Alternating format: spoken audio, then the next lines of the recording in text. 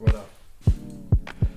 Il s'agit d'un statère d'or de Vercingétorix, frappé en 52, voire début 51 avant Jésus-Christ. Elle vient d'un trésor de Siaux-Saint-Romain.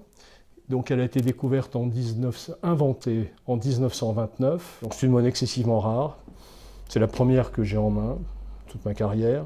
Et donc avec cette légende de Vercingétorix, c'est une monnaie particulièrement émouvante. Et je me réjouis de la proposer aux enchères mercredi 3 juillet prochain à l'hôtel Drouot. La loupe.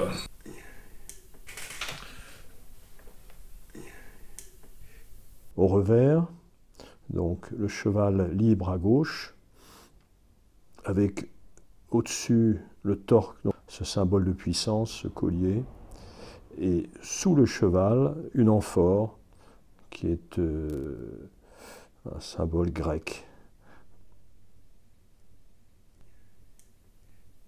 On voit très bien le profil, le nez, la bouche, et le plus important, on lit la légende Vercingétorix, ce qui est particulièrement recherché et apprécié des collectionneurs.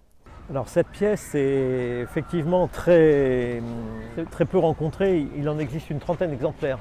Donc depuis qu'on les a trouvées au XIXe siècle, enfin qu'on a trouvé les premières, donc c'est effectivement une monnaie assez rare et c'est ce qui fait sa valeur.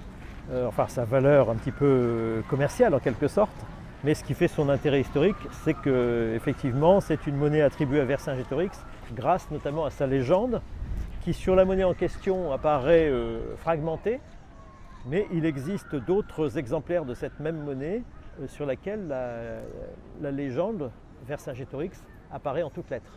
Bon, c'est toujours intéressant et c'est toujours pour un historien émouvant de voir ce portrait dont moi j'affirme que c'est bien le portrait de Vercingétorix, tout au moins le portrait qu'il a voulu faire graver.